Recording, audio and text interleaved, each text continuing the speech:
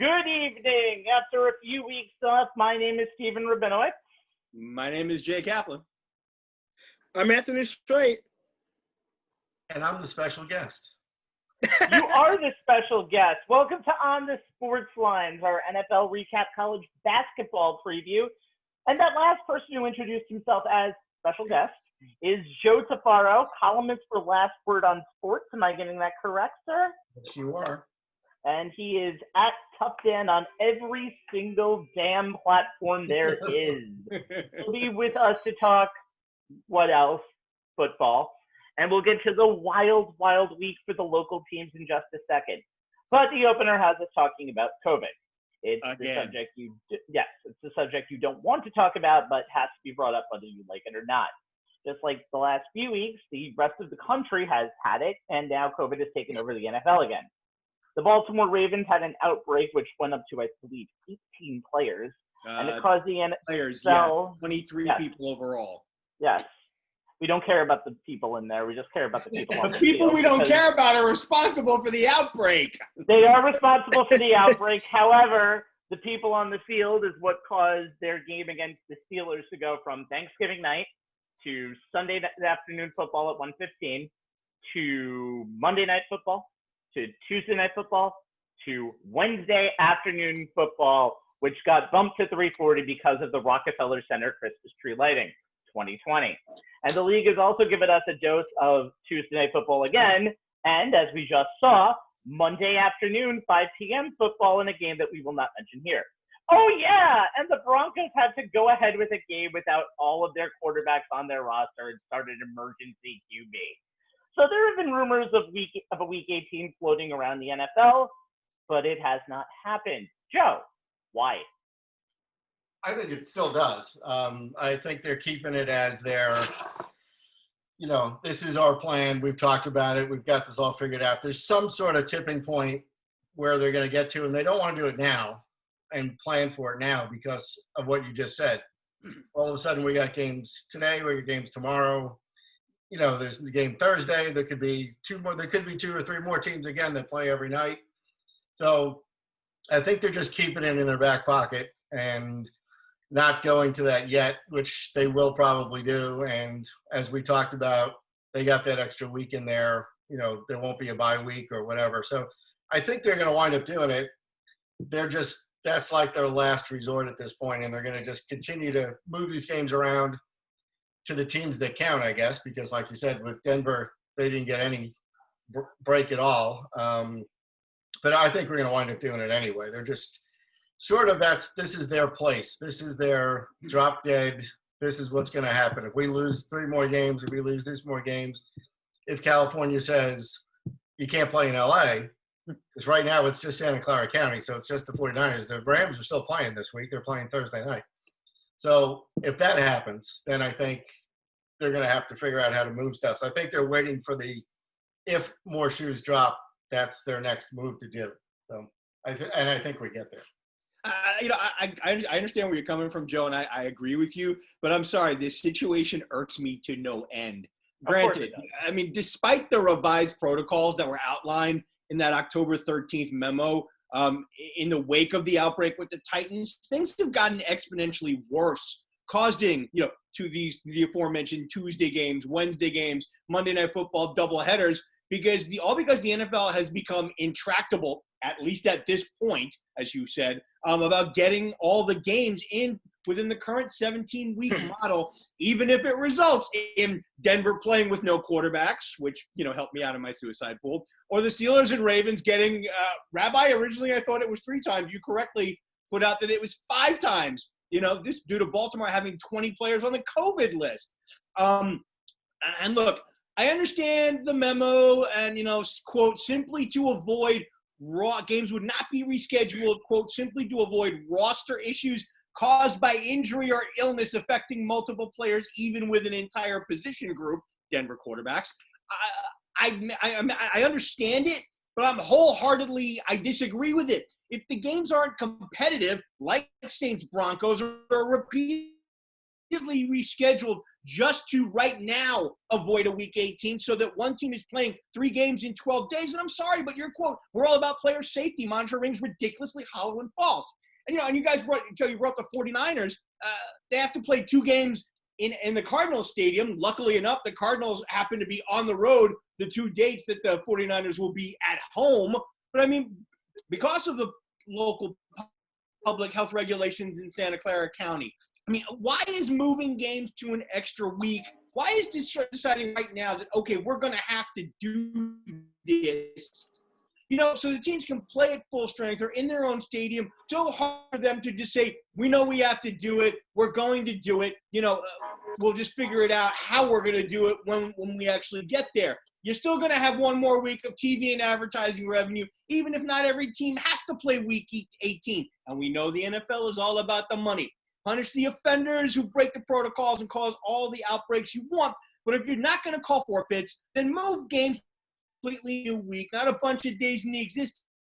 You can get all 256 games in a 17-week season. I'm sorry, it's cutting off your nose to spite your face. If they actually do, I'll step back from this rant. But as of right now, the fact that they refuse to come and say it'll happen, we just haven't figured out how it's going to happen yet, is what's pissing me off. And I'm like, I'm with this. Is that I think if they were going to go to week 18, it was definitely been something that the players and the Players Association and the league would have agreed to prior to the season, without question. But some of it is the TV contract too. Obviously, the networks don't want to lose games. The players don't want to lose game checks for that week. So they want to get these games as much as possible. The league is trying to get every day in a cramped schedule, much like baseball. They were trying to get in time frame. And also, you got to think about this. A lot of the COVID cases, especially in the Ravens outbreak, was to that one team. And the one bullet that the NFL has been able to dodge so far is the spread of COVID during a game, like going literally across the line of scrimmage from one player of a team to another and possibly causing an even bigger outbreak. So that's one of the things that the league has been able to dodge so far. And it's just a matter, like I said, I doubt they'll go to week 18. They want to get everything in as much as possible. They've already talked about, if needed, going to an extended playoff field, maybe just going by win percentage if teams can't get in all 16 games before the end of the regular season through. And on top of that, I think, long story short, that the league is really just trying to get these games in. I mean, that's pretty much long story short. I'm old enough to remember the only time the NFL went to a week 18. We all are actually. 1993, and the Players Association absolutely hated it. So the league never went to a week 18, and this is the one season that they could have actually allowed for a second bye week because of the circumstances and what's going on. Now you're seeing, obviously across the country, you're seeing soldiers and COVID everywhere, and then Santa Clara, they have restrictions, which is why the 49ers are now the home team in Arizona tonight. So I think the league really didn't count on a second surge, even though it was pretty much predicted for months that this would possibly happen. So it's basically like they knew exactly what could possibly happen and didn't plan ahead, and possibly like maybe we should schedule a tentative week 18 in case we needed it. But they've been kind of trucking along. I think some of the reasons also about how they've been able to reschedule games so days, in most cases, there haven't been any fans in the stands. So that's been also a major thing. Like tonight, obviously the Washington-Pittsburgh game would play with no fans, whereas the Wednesday afternoon game, you saw a few fans in the audience when the Ravens were in town. So I think the league has had a little bit of a luxury not having to deal with fans having to reschedule their personal lives to go to a game because of the constant shifting and changing schedule, but also the fact that the spread in the case of the Ravens was really just to that one team, and that it hasn't been a case of an outbreak transmitted from one team to the other. So the NFL been able to dodge a couple of bullets, but still, a week 18 would have been a good idea when the schedule makers came up with the regular season schedule to kind of kind of plan ahead for stuff like this because you got teams having to literally, like the Steelers caught the short end of this, not once, but 3 twice games in this 12 year. days, So, man. 3, yeah. It's been pretty bad. But Yeah, the and other- I think The other luxury they have, just real quick, Steve, is none of these stadiums are being used for anything else. So there's no concerts, there's nothing else. So they have all these open days, so it makes it a lot simpler to move around. So I want to take this up of 2 fields. Number one, let's look at the Broncos QB situation, which is kind of their own doing. Oh, yeah. Because of what they did. And I know it's a competitive disadvantage to basically lose all of your quarterbacks the night before the game, but if you essentially say, okay, we're going to cater to you and move this game to week 18, you're opening up Pandora's box for all COVID cases. It has to kind of be uniform around the league because now all of a sudden this team can claim we're missing 2 people. You did this for the Broncos quarterbacks. Let's move our game to week 18. It could just go into any direction. The Raiders were missing almost their entire defense against the Kansas City Chiefs going into their Sunday Night Football game and had another situation with their offensive line going against the Tampa Bay Bucks. So you do one thing and move it to week 18, you're doing it for everybody else, and you're opening up a box that you don't want to order or that you don't want to open. And also, I don't like the fact that some teams get buys and some teams don't get buys. I think we are kind of ruining a competitive balance in the NFL if we're going to make a week 18 for some and then non-week 18 for others. One more thing that I have to mention, and I know Carolina closed their facilities today. One thing that we also have to mention is for teams that are not in the playoff hunt, which is not too many. I think if they have situations where they have to cancel, they might move stuff around. They might just flat out cancel games. One thing the NFL has a luxury to do towards the end of the season.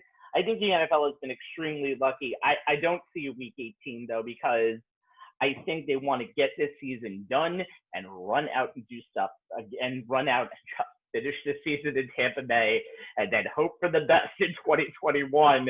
But I understand what you're thinking is of a week 18, Jay, but now you're getting close to the end and you have, again, a huge Pandora's box that could open if we schedule one game for week 18. Only if you don't schedule it with a plan. If you do not have parameters set up as for at what point does a game or a team become untenable where you should move it.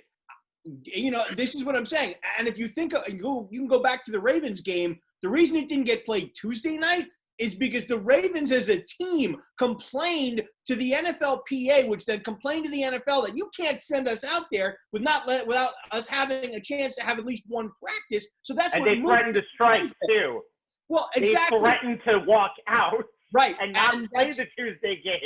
They and I'll tell you what. If the Broncos game had happened afterwards, because that rumor that would have circulated, don't you think the Broncos would have played that card as well? This is what I'm saying. I agree. This is why I'm saying you needed to plan for it. You needed to have parameters that fit it. The fact that if they already have it in place and they're just keeping their mouth shut, that's annoying enough. But if they don't even have it fully in place or have a plan for it or how to utilize it, then I'm sorry, Roger Goodell fell asleep at the wheel. Roger Goodell always falls asleep at the wheel. No, I think the plan's there. I don't think the NFL ever.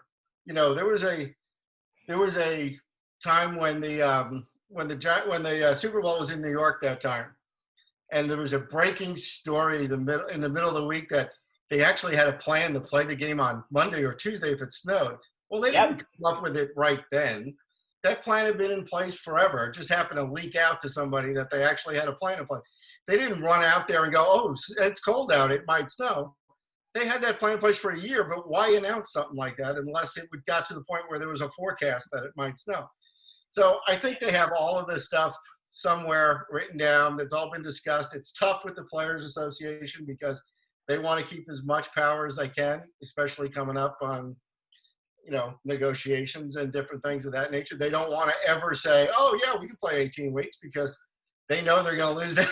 They know then that vote comes up next time and they might lose that one because the players don't read their contracts. So I think there's certainly something there. They're just slow playing it. And they have it written down somewhere. I just don't think they're going to let anybody else know about it until it has to Yeah, I hope you're right, Joe. I really do. be. Yeah, Yep. I think they. The NFL has a plan, but then a multi-billion-dollar company doesn't have no plan for anything. Somebody's been sitting there talking about it, and whether it's a good one or a bad one, nobody knows. But I certainly don't want Adam Schefter deciding if it's a good plan or not, or anybody else from one of these clowns from CBS or whatever deciding if it's a good plan or not before they have to put it in place. It's the other thing the NFL always does. They don't want all the discussion about whether it's a good plan or not from 6 months ago. They want to announce it. This is what we're doing. We've talked to the owners. We've talked to the players. Everybody's agreed. This is what we're doing. They don't like to put out that information. So that's all right. What's the line that Mike Tyson says? Everybody has a plan until COVID hits you in the mouth. That's probably what I've heard. So That's his version of Schwarzkopf's "No plan survives first contact with the enemy." You drop Norman Schwarzkopf references on the show. I'm trying to get a younger demographic. And I'm sure Mike Tyson never read anything written by. Hey, listen, Tyson, yeah, definitely not. But Tyson's got a lot smarter about that. That's beside the point. Let's move on. Joe, you talk Giants, right? That's something that you usually do, yeah? Yeah. I could do a few minutes on them if you want me to. All right, let's do that. The New York Giants are miraculously 5-7 with 4 straight wins too. If it were for somebody else's team in the group, would be really taking charge in the NFC East.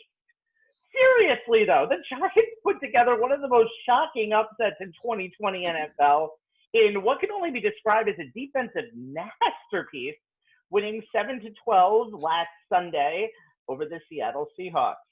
All right, let's ask this man some questions about the Giants, starting with Jay. Well, Joe, as you and I traded texts Sunday, we did not figure we would be talking about the game this way coming into Sunday. 2-part question. So first off, what's the latest you're hearing about the status of Daniel Jones? And then we'll kind of go into the way the team changed the playbook to accommodate Colt McCoy and your take on how that worked out. Yeah, I think his status is, as Joe just said, we'll put him on the grass on Wednesday and see how he does. And because they're off for 2 days, league-wide as they are now for all these protocols. He did travel with them to Seattle, which was good.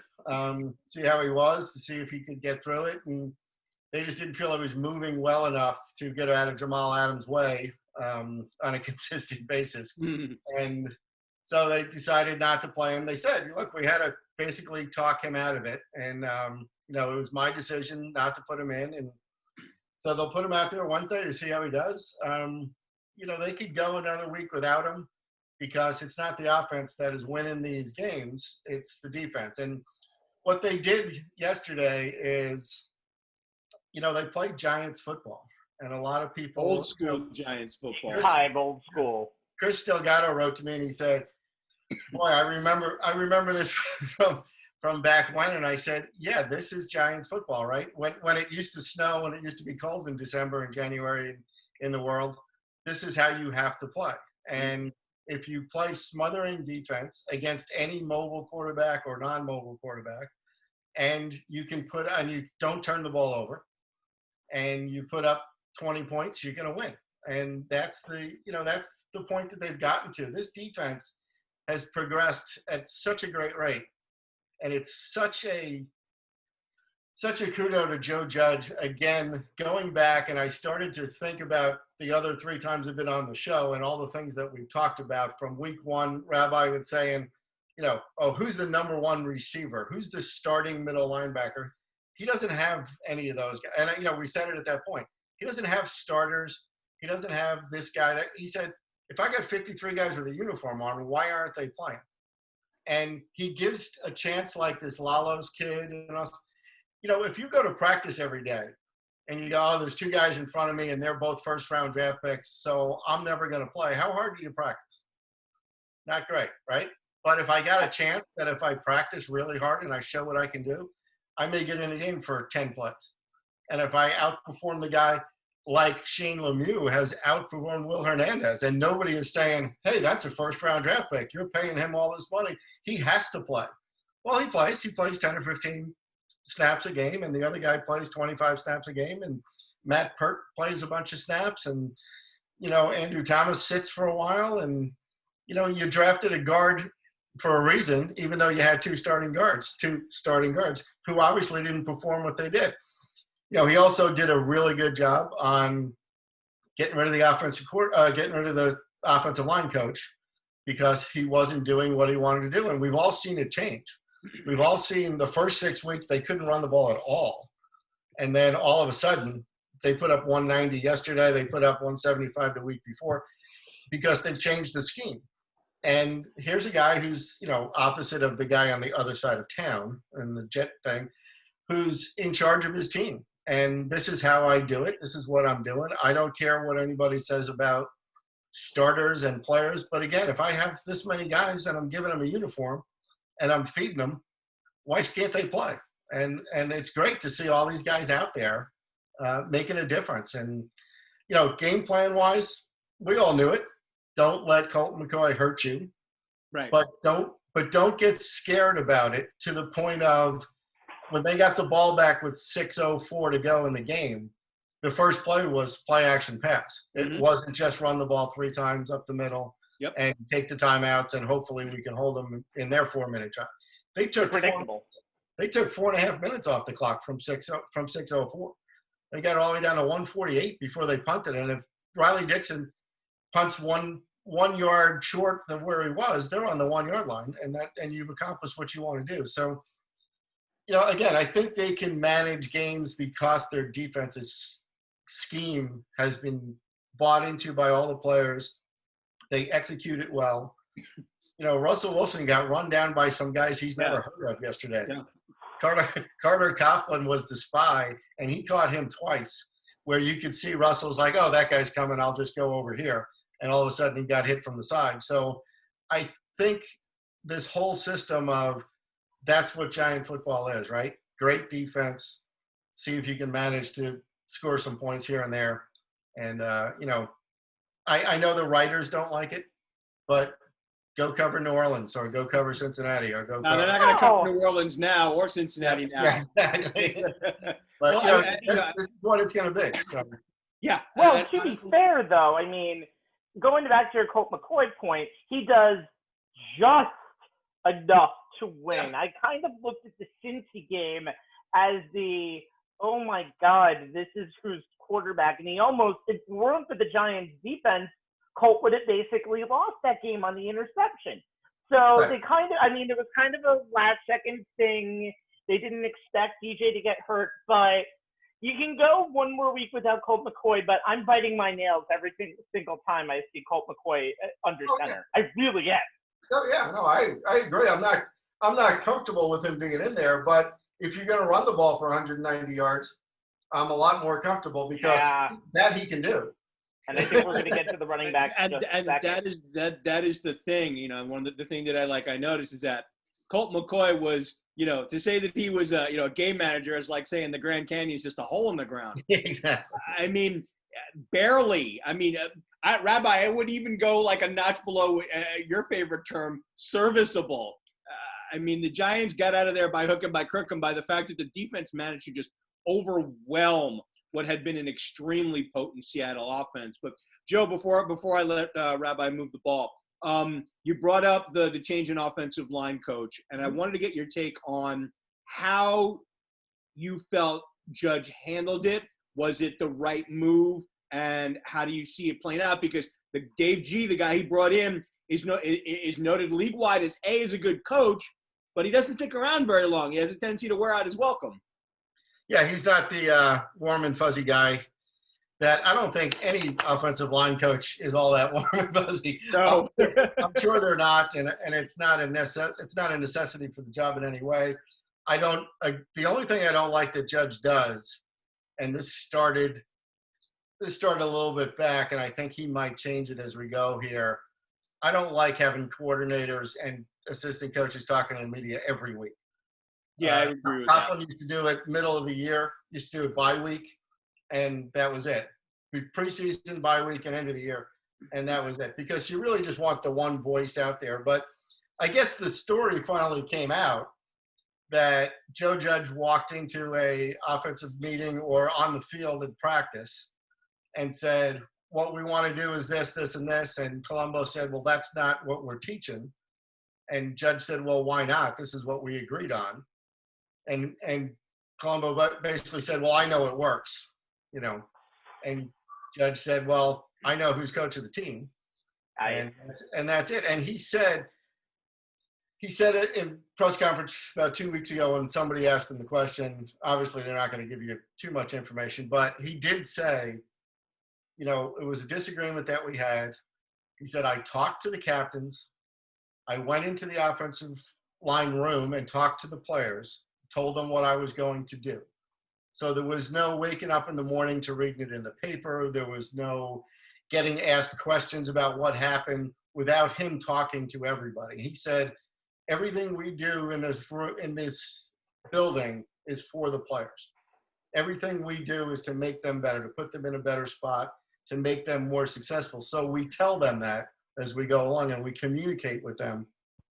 So I thought it was done well. You know, it was probably, you know, it was good timing on their part because it happened at the bye week. So they were able to go in and say, okay, if there is a change in philosophy or whatever, this is what it is. But they did, and Mark Schlereth, who, not my favorite guy on the TV, but he's been really good on Fox broadcast this year, by the way. He has been good. Yeah, he's been a lot better than he was when he first started out. I think as guys get further away from being players, they get better because it's not. Or ESPN for that matter. Yeah, and it's not, this is what I would have done, or how come that guy can't make the block? You know, it's not like that. He said it yesterday. He said, you know, they've switched from this kind of a zone scheme to let's go ahead and double team those two guys and run behind them. Let's pull the guard in the center and the two. And that's what they've turned into. And that's what Joe Judge wanted to do from the beginning. But Colombo wanted to do this zone blocking scheme that he did in Dallas. But he obviously said, I'm okay with anything you guys want to teach, but then was teaching something different. And that's how that whole thing kind of came down. And you can see the difference. Oh, he also didn't want to keep rotating guys in and out because he thought that was silly.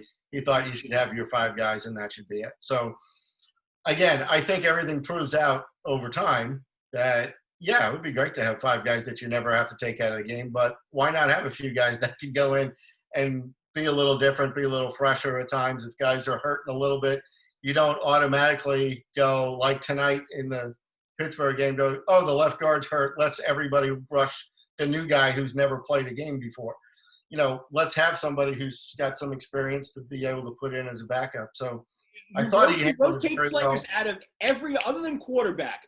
Mm-hmm. NFL teams rotate players in and out, possession, series, whatever, at every other position.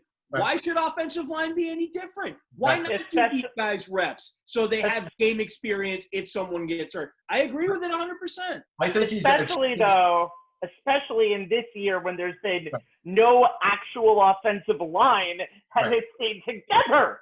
So, of course, you're going to try everybody. I think you're going to see coaches change this. And, again, it was different with no preseason and no training camps and all that kind of stuff. But I do think you're going to see – I think you're going to see coaches start to take on some of his philosophies of why would I pay 59 guys to have a uniform and feed them and practice and do all this stuff and spend my time teaching? Am I only going to teach the first guy and the other 2 guys have to learn by, you know, because that's how the quarterback room used to be. And Jay, you know this from the old days. The quarterback room used to be, I talk to the quarterback, and those other 2 guys sit on the side and listen and don't interrupt. And then they'll come up and ask questions some other time. And they go out on the field and they stand there. And they may run the scout team or maybe, but they take no reps at all. So why do that? That makes no sense at all. I like his idea better of rotating guys in and out, playing different tight ends, playing different. There shouldn't be anybody that feels they can't get sat down. And, you know, the other thing that he did this year with the Golden Tate thing was handled perfectly also. Yes, agreed. Send him home. Didn't announce that he wasn't taking him on the trip, but then didn't take him on the trip. Said to him, if you want to come back and play on a team, that's a team, or you want to be an individual, you decide. Because if you want to be an individual, Dave's upstairs and he can find someplace else for you to play. Yeah, And, I don't know if you could actually find anyone to play against that spot, but well, I'm sure they would have, or they would have put him out on the street and given him to the it Jets would have been for more a like bad. that. You know, and the point was you can come back and play as a team, or you can stay home with your wife and complain about, you know, how you didn't get a ball. So, and play on Instagram all day. And that's how he is. Look, we saw it even in the press conference when the guy's phone went off and he stopped answering the question and yelled at the reporter in the back. He said, just turn it off, will you? You know, this is a guy who's in charge. And we've talked about this, how it relates to the Jets looking for a head coach. This is what you need. You need a guy who's in charge. It's a guy who handles whatever situation comes up. He's the boss. This is how we're doing it. And that's it. So. It's amazing, by the way, how the New England coordinators, you see Vrabel in Tennessee and Joe Judge right now, and how they're doing it with just kind of teaching the Belichick way without actually teaching the Belichick way. Okay, since Jay asked Anthony's question, Anthony, do you remember my question? Well, actually, I had another question to kind of piggyback off the offensive line changes. We saw Wayne Goldman yesterday look like a totally different running back behind the new simplistic scheme that Marshall mentioned during the Fox telecast. He ran for 135 yards. Albert Morris is effective in a few touches he was able to get yesterday and 2 touchdowns. My question to you is, how do you see the running game moving forward when Daniel Jones is healthy and is able to return behind the changes in the offensive line? Because it seems to be working out pretty well, particularly in the running game. Instead of the zone blocking, just kind of simplifying it, more of a man-on-man and double teaming at the gaps to kind of free the running backs up to kind of get to that second and eventually the third level of the defense. Yeah, and they talked about, you know, Goldman also said he's been talking to Saquon lately because, you know, Saquon was gone for a while. And then after he had the operation, he came back to the team. And he said he's been giving me a lot of advice. He's been giving me a lot of, you know, pointers on things to do, of how to get through the second level, on how to run, on how to take angles, on how to do different things. And, you know, so when you get Jones back in there who can run, obviously, you can run a few more of those RPOs. You can run a few more things that work. But, you know, back in the day that, you know, I have a friend of mine who played football for Cornell years ago, and he says, God, I can't stand watching football anymore because nobody pulls guards anymore. Nobody pulls tackles. Nobody pulls centers. It's nice to go back to that because defenses don't practice against that. They practice straight up. They practice one-on-one stuff. So all of a sudden you start pulling guards and pulling tackles, and now you got Daniel Jones who can go out the back door every now and then when you need something to be picked up. Even the throw to Alfred Morris yesterday for the touchdown, right? They line up heavy.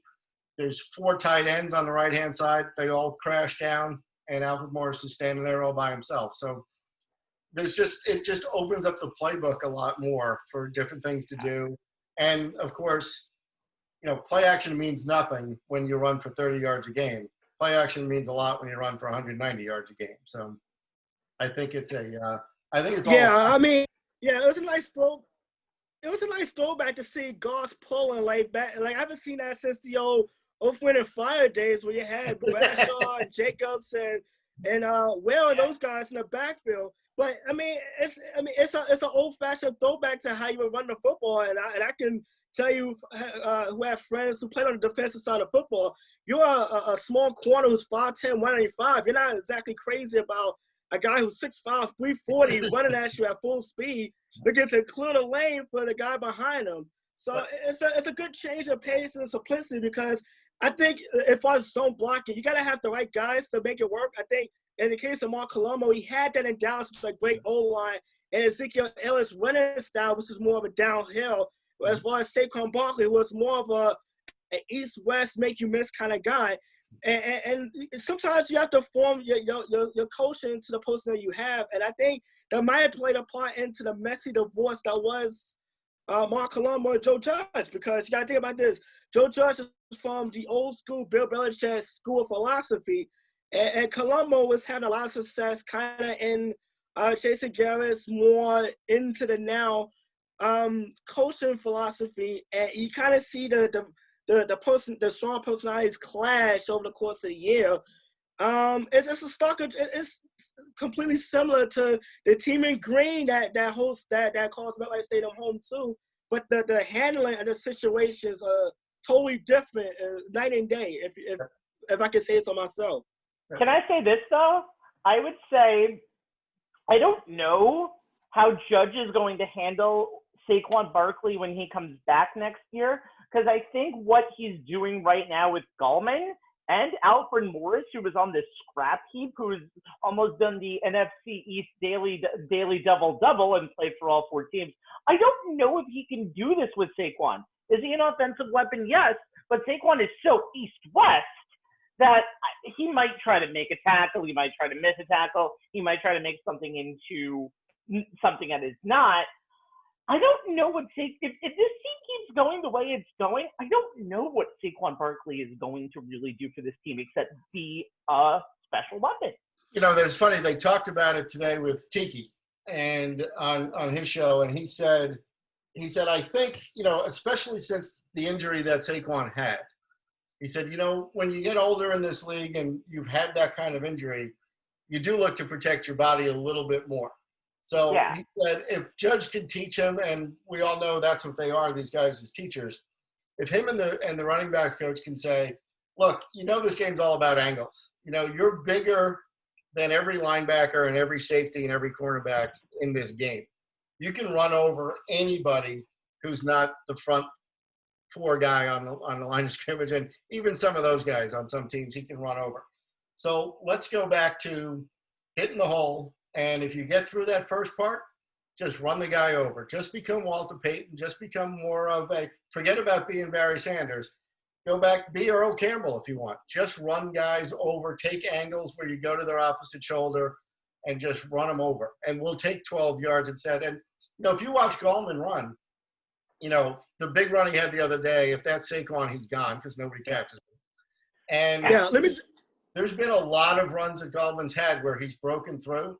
And I'll get a text, Saquon would have been gone. I go, yeah. And that's the point is now you kind of, if you can channel that he's working in concert with his offensive line, which takes time for everybody.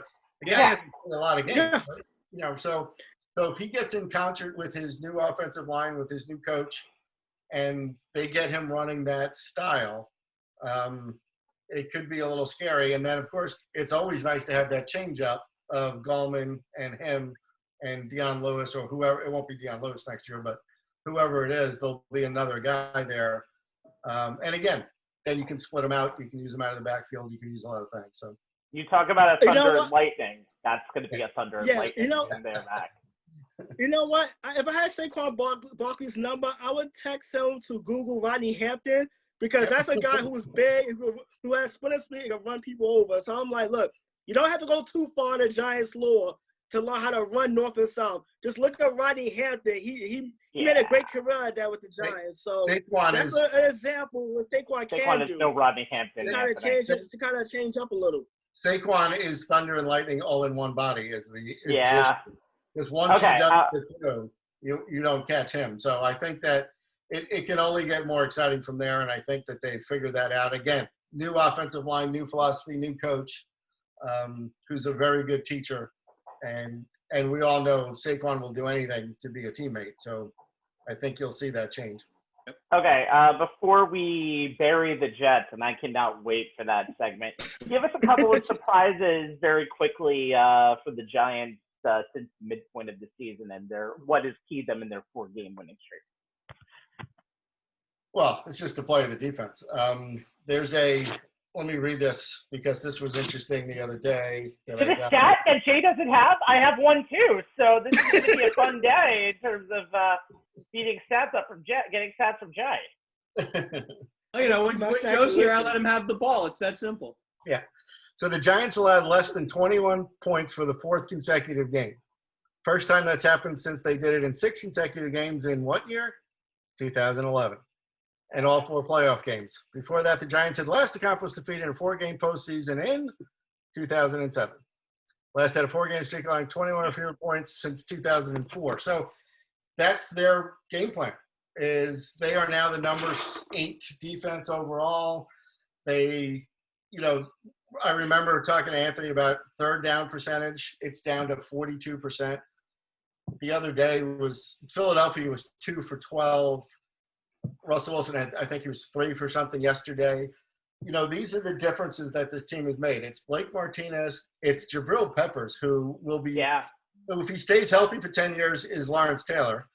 And, the guy is just a stud. And you just watch him play. And again, I made a joke yesterday. I say, now I know why Jamal Adams wanted out of New York, because he didn't want to be compared to Jabril Peppers. Because those two guys are unbelievable.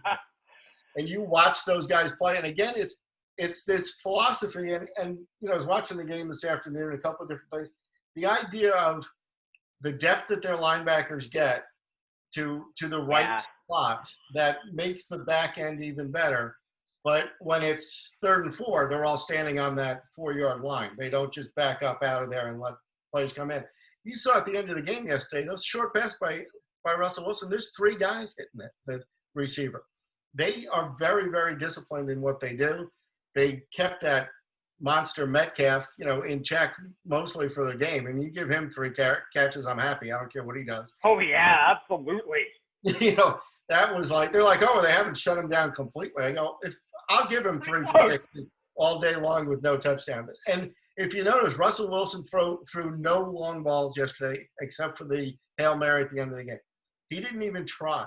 Now, of course, Lockett got hurt on the second play of the game, and that helped a lot because he didn't come back for a while. So, it was one less guy to cover. But still, their philosophy and their schemes that change every week, and the way that they disguise them, and the way that they play coverage, and again, young guys like Carter Kaplan, who's a 7th-round draft pick, Tate Crowder, who was the last guy picked in the draft, this guy Lalos, who's an undrafted free agent, just to bring these guys in with the speed, the size, the understanding. They're all coachable. They're all good guys. If you watch the strip sack against Cincinnati that won in the game, all 4 guys on that line were in on that. They all had a part in it of what to do. And, how much did we go through, Rabbi, preseason with, well, where's the pass rush? They don't have an edge guy. We have to go sign Jadeveon Clowney. We have to go sign this guy. We have to sign those 4 guys up there. They don't need any help. They send Peppers every now and then. They send Logan Ryan every now and then. They have a way of giving extra pressure. But those 4 guys are pretty good. And they, against the run, they're amazing. So it's just that, their average yardage given up on the ground is 89 yards a game. It's nothing in this NFL. It used to be a lot in the old NFL. That's nothing these days. So yeah, I really with more options. Yeah, so I just think that this is their formula. And even with Daniel Jones there, God, if he can put up 35 points and, those are the games we'll win big. It's fine. He doesn't have to. He doesn't have to feel like it's on his shoulders. He doesn't have to feel like he got to force anything.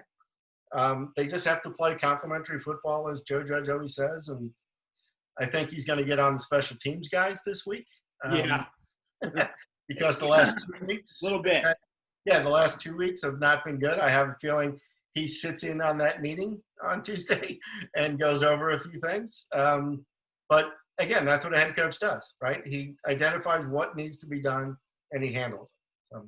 Yeah, and Rabbi, I got to say, it's nice to see Jabril Peppers finally playing the way I saw him play at Michigan all those years ago. Who won that trade, between the Browns and the Giants, considering there's a little bit of Ewing theory going on with OBJ. And if you don't know what Ewing theory is, it's when a star gets hurt and your team becomes better. I also think there's a little bit of Ewing theory with Saquon Barkley, but that's just me. Let's move on.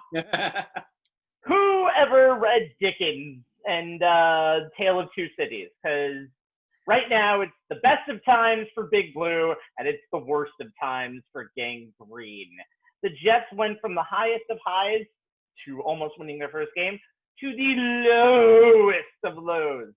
The Jets would have finally had win one of the 2020 season, but then decided to send 8 pass rushers in a game where they were up 4 in a 40-yard situation in the final 10 seconds of regulation. No one has ever done that in the history of the NFL in that situation. Oh, my God. So, a Hail Mary pass to Henry Ruggs later, 0-12 Jets. And it cost defensive coordinator Greg Williams his job. I'm actually going to throw a curveball and start with that. Joe, we've buried Greg Williams on this show several times this year. Why now was it the time to get rid of him?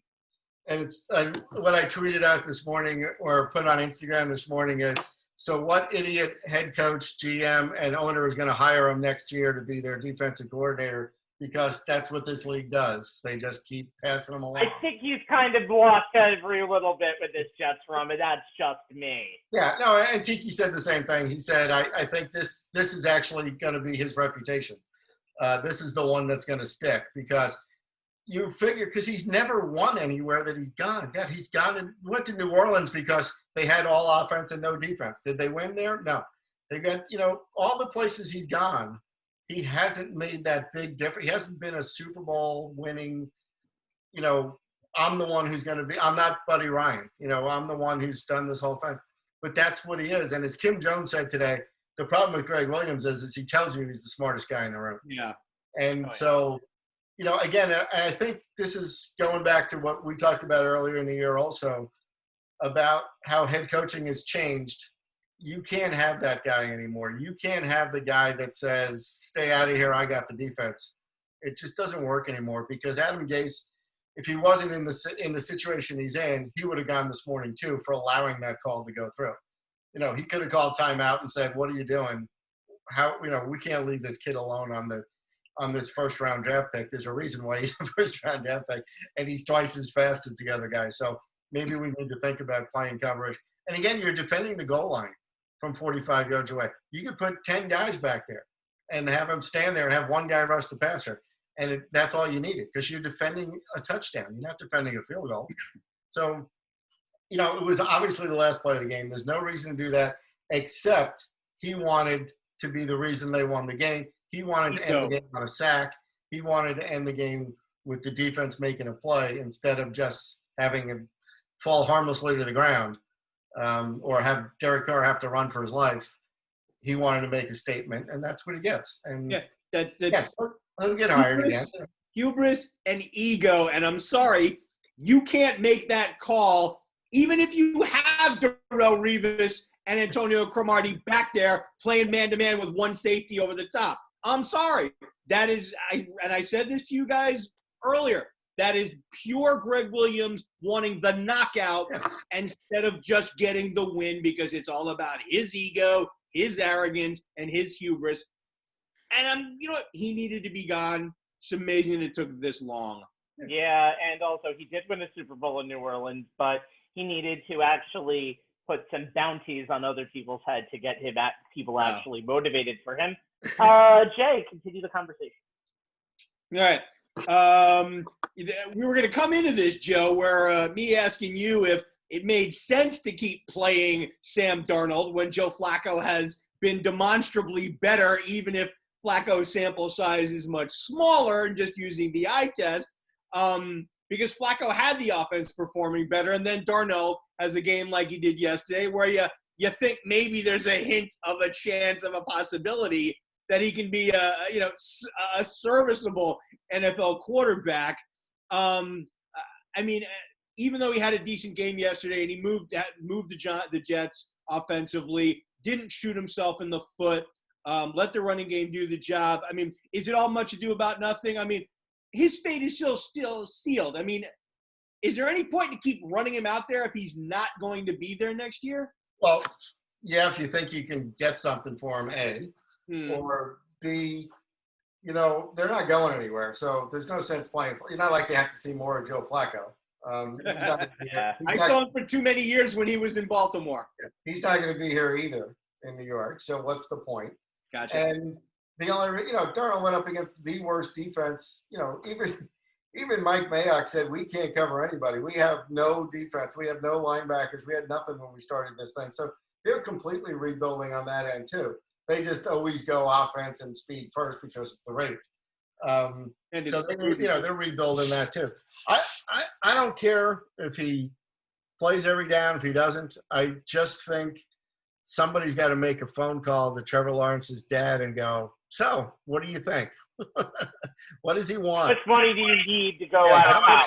what coach do you want in here that's going to excite him? Do you want us to go get that LSU former offensive coordinator? Do you want us to talk Bill Cowher coming out, as Boomer made a big deal about this morning, that he thought he was coming? But he's not. Whatever it is, somebody's going to have to figure this out, because Gase should be gone, and hopefully he is, because then I wouldn't do it. I still say you've got to decide what you're doing long before that date comes when he has to either enter the draft or stay in school. Because if you keep going down this road and you don't get rid of Adam Gase for a while, for whatever reason, financial or otherwise, at the end of the season, you don't want to leave it him wondering what you're doing. You better be very clear about the night the game is over, week 16, 17, whatever it is, Adam Gase goes, and you start over. Either you're probably going to keep the general manager because he's only been there for a year and he's done some good things to build up. The guy has got 4 first-round draft picks. You might as well let him use them. Mm-hmm. He didn't make a big mistake with the one he had this year, even though we kind of panned it a little bit. The left tackle's good if he can stay healthy.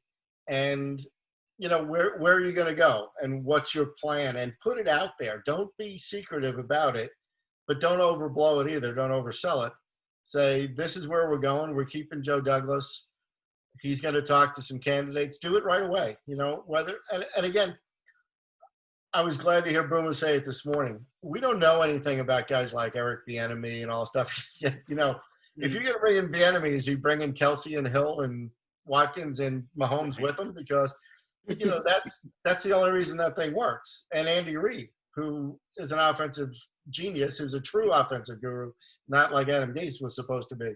So I think you have to stop that whole thing. You can't get some one-sided coach who doesn't know anything about the other side of the ball. And, John Harbaugh was a special teams coach. Bill Belichick was a special teams coach. Joe Judge was a special teams coach. Maybe that is the way to go. Or again, I started watching Saturday games with that whole thought process that you and I, that we all talked about 4 weeks ago, is who's the college guy that runs a big program that they could bring in. And I don't really see, I don't see anybody out there at this point who would kind of fit that bill. And again, I don't think no one who's actually who you think is inclined to make the jump. Right. I think guys out there, but Saban's not coming to the NFL. I disagree. I think Matt Campbell is perfect for this team, and I'm shocked that what he's done at Iowa State is fantastic. He's not a name. He's not a Lincoln Riley, because Lincoln Riley works in one system. But I know Matt Rule hasn't done. Has kind of regressed a little bit with the Panthers, but he built an organization that has a foundation. I think with Matt Campbell, you have a chance to build an organization that has a foundation. And be honest, there's not a lot of people who are going to want the Jets job right now. No, and Joe, let me ask you this. I complete with you 100% that, Joe Douglas has to kind of let people know what his plan is to a certain extent. But let me ask you this. If Trevor Lawrence, no matter what enticements or what people will say to him, he flatly comes out after he plays his bowl game, whatever it is, and says, I am coming back to Clemson. If he does that, and you're the Jets, is Sam Darnold still wearing jet green next year if Trevor Lawrence does not come out? Well, you got 4 first-round draft picks, and you got the number 1 pick. So now you got to go without listening to Todd McShay, without listening to, anybody else in the world. Use your own scouting department. And again, what Joe Judge did, make some calls to some guys maybe you worked with before. I think that was another thing that he did well with his assistant coaches and that stuff is he has a lot of roots back into college football, and so that helps a lot.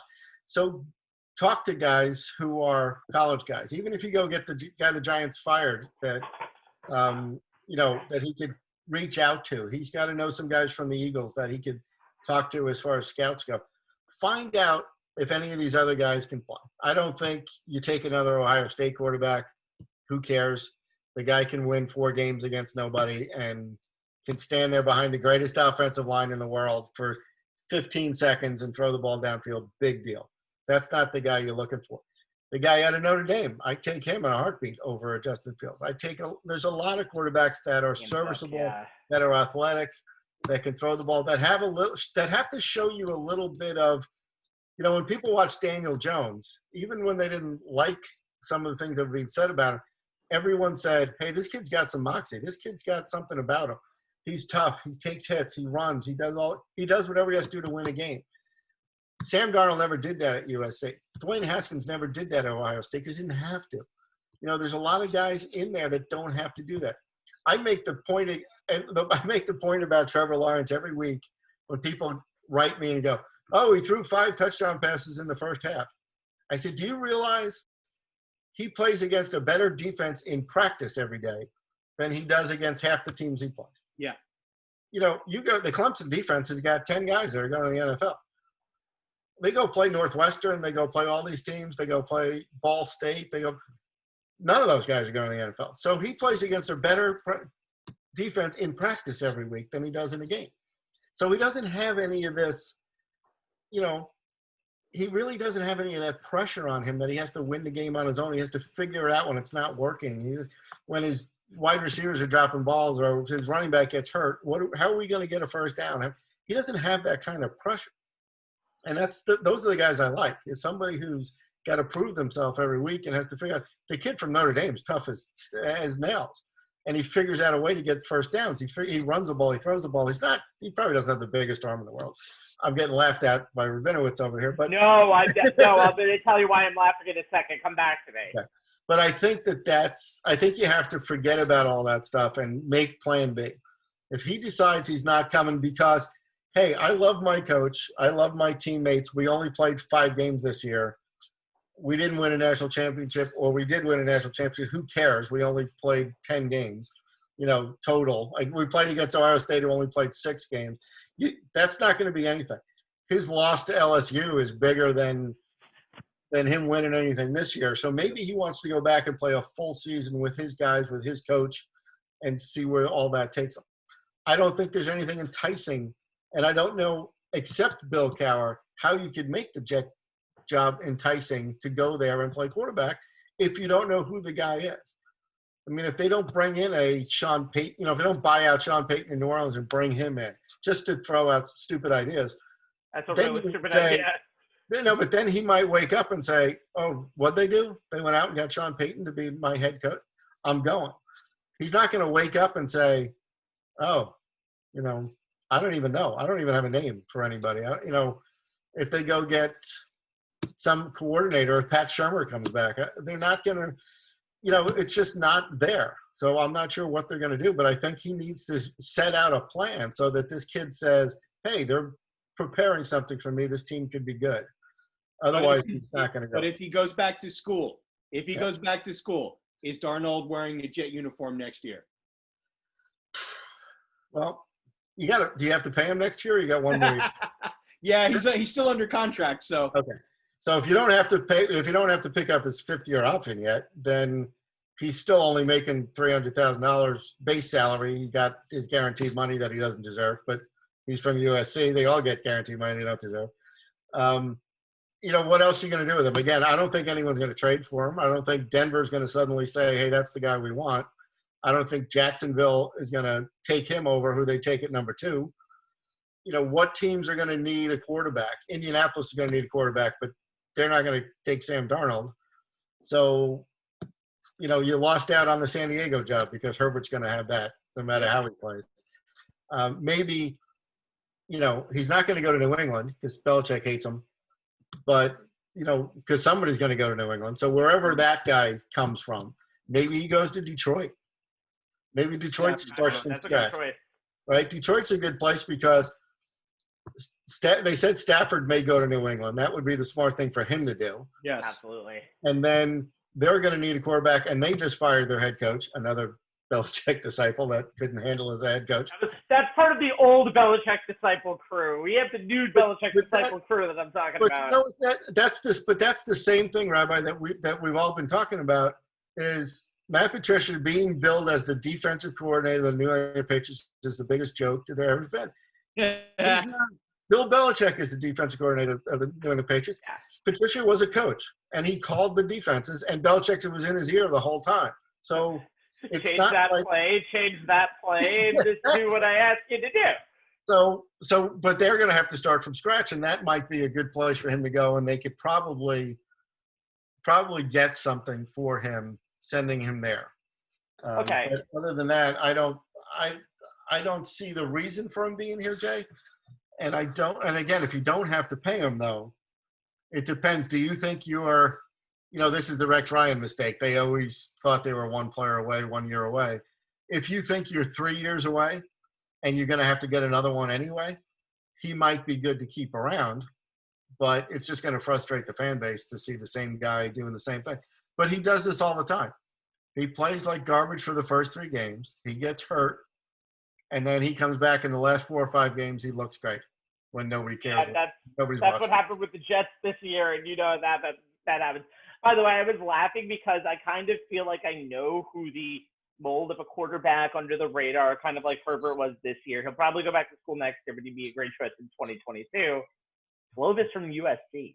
He's been one of the best. He's been one of the best quarterbacks I've seen with skill set. Yeah. Wow. And unlike Darnold, he doesn't throw INTs, Jack. No, look, I didn't see him coming. And you know what? And I think the reason why he actually has played as well as he has is he was not a 5-star recruit. He wasn't everything. He was a 3-star recruit who barely got any attention from any of the big schools anywhere.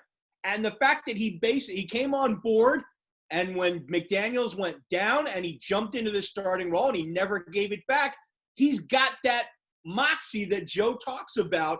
And I think that's why he might actually be one of the rare USC quarterbacks that may have a chance to stick in the NFL, solely because he's had to work for everything. The thing is that it's unfortunate that, because of the way things are in LA with COVID, that he's not going to have enough of a season that he should even think about coming out. Right. Yeah, absolutely. But I think you're right. I think he breaks the mold because he wasn't he grew up in LA. He was the high school star. He's going to USC since he was 8 years old and all that garbage. So I think you're right. He may break the mold of the University of Spoiled Children and actually be good. Sir. From the University of Spoiled Children, Anthony, you're here, so let's keep it going. Oh wow! Thanks for the intro. No, Damn. Well, here's the thing: when you're 0-12, outside of moxie, the only thing you're playing for is pride. And I have to ask you, Joe: is there anybody on this team that's caught your attention that you thought to yourself, you know what, the Jets have to hold on to this guy going into 2021? Yeah, I was funny. I was texting with Jay the other day. I think some of these young receivers are obviously good. Now, some of them you're going to keep anyway because they're new. But Perryman and Mims and Crowder, that's not a bad base to start with. I'm not like this because I do yoga. I don't like to make people into superstars from playing 6 or 8 games. I like to see it grow into something. I think these kids are tough. I think they have good hands. They seem like they run decent routes. I don't know if Adam Gase actually draws up routes. Yeah. They can, and if they actually make Sam Darnold look good, that's doing something. So I think the receiving core, they never should have gotten rid of Robbie Anderson because that didn't make any sense at all. But I think if you start with these 3 guys, you bring in a quarterback, you get rid of the 85-year-old man as your running back and stop going after guys that, are names or did it for somebody else. Go find a running back that's 26, 27, 28 years old. The two kids they ran out there yesterday did a pretty good job. Yeah, they did. And, so maybe that's where you fortify that. Keep working on the offensive line. Find a tight end again who can actually catch the ball. I don't think they're that – it's hard to say that an 0-12 team isn't that far away, but they're not that far away from winning 6 games, is what I'm saying. Oh, wow. you got to start somewhere, Rabbi. You can get a quarterback that doesn't turn the ball over in stupid situations. And, he's not the only one that does this. You guys think I pick on Darnold a lot, but And I think I'm owed a lot of apologies, not by you guys, but by people who actually get No, paid. I'll apologize. I definitely will apologize. People who get paid for doing this, and that's not us unless you're holding out on me. Carson Wentz leads the league in interceptions. Derek Carr leads the league in turnovers. There are players out there that are just. I mean, Carson Wentz to get benched with that team is embarrassing. I mean, the guy was 8 for 22 yesterday and for 79 yards, and the interception he threw against Seattle to nobody. Both his guys went like this, and he threw it to the guy in the middle, standing 20 yards behind where his receivers were. There are some bad quarterbacks in this league, so I don't want to always pick on Sam, but you got to find somebody who's going to play the game the way it needs to be played, especially when you're young. You need to take the checkdowns. You need to take what the defense gives you. You can't be a hero all the time. Plays. Yeah. Talk about Drew Lock last night, right? They talked about it all night on the broadcast last night. His issue is he sees there's a running back, there's a tight end, and a wide receiver all in the same pattern. He always throws it to the deep guy because he wants to make the big play instead of knocking down on the tight end or the running back every now and then. So, again, it's maturity. It's getting guys in there who can do it the right way. So, I think their receiving core is fine, and I think you can only add to that. Keep those guys. Hopefully they have good coaches for them. I think those guys should stay. The safety is very good, too. Marcus May, yeah. He played very well. And, again, he's not the flash that, Jet fans always want to see the flashy guy. They want to see Jamal Adams. It's – just have some guy who can play solid, who's in the right position all the time, and it doesn't give up big plays. As somebody said this morning on the radio, there was nothing better than watching Jamal Adams be the guy that got beat by Evan Ingram on the little out pattern for the first down that kept the last drive going. But that's how it is, right? He's always looking for the big splash play. So every now and then he runs by the quarterback instead of he runs by the running back instead of doing it. He misses the tackle on the side because he's trying for the big hit. You don't need that on this team. You need solid guys who can play, who are in the right spots, who can be coached. And I think that the guys that they have to keep, I know that was the question, are those wide receivers and the safety. I think those are the guys that you would build around. You know what? Stars. And You Quinn need Williams, football but players. Quinn Williams is only here for a year, so he's obviously going to be here. Yeah, I mean, I agree with you. To the Giants, unless you want to trade Quinn Williams to the Giants for a 4th-round pick, we'll take him. I'll take it. Yeah. I agree with you with the wide receivers, especially Brashad Perriman, because I think back to that Monday night game against New England, and he showed when he's healthy, he can be a really good wide receiver. Never mind the big play downfield. I look at the Jets wide receiving core, and it's like, who's the guy who I can consistently go to on third down and kind of move the chains to keep drives alive? And I feel like this Jet team, they haven't really had that since you got to go back to Joe Kostry and the Wayne Quebec's of the world. Yep. And even, like, you look around the league now with a guy like Cole Beasley. You know what? He's not flashy. He's not flashy. You're not going to see him on SportsCenter highlights. But you know what? He gets that. He gets to the post down marker, makes the catch, and keeps the drive alive. And when I look at a guy like Brashad Perriman, he's not a big flashy wide receiver who's going to beat you downfield all the time for big plays. But he does have the potential when he's healthy, because his biggest problem so far in his career, he has not been able to stay on the field long enough. I feel like he's a guy, he's second on the team in receiving yards and in touchdowns. He's a guy, when he can stay on the field, can be a reliable receiver. He's got strong hands, you see has, and a guy who can make defenders miss to get that extra 2 or 3 yards. A guy, I remember I mentioned this in the draft show we did, that I wanted just to get, but he ended up on the Steelers. Chase Claypool was a guy that I looked at with a fit perfectly for his Jet receiving core. As far as being able to have that option, it was like, okay, we can get the big ball, but you know what? We got guys who can attack the middle of the field, who can get those short passes and turn into big plays. And those are the guys you really need on your team. I mean, you're not going to have – look, it's very rare you're going to have a guy who's going to get big plays. I'm talking about like a healthy OBJ during his Giants days. But you need guys who can make catches and extend plays. I feel like with Brashad Perriman, that's somebody that can really stick out a little more than Jamison Crowder. I know Crowder was kind of the eye opener, and losing Robbie Anderson was a big blow to the receiving core. But Perriman's kind of the guy I looked at.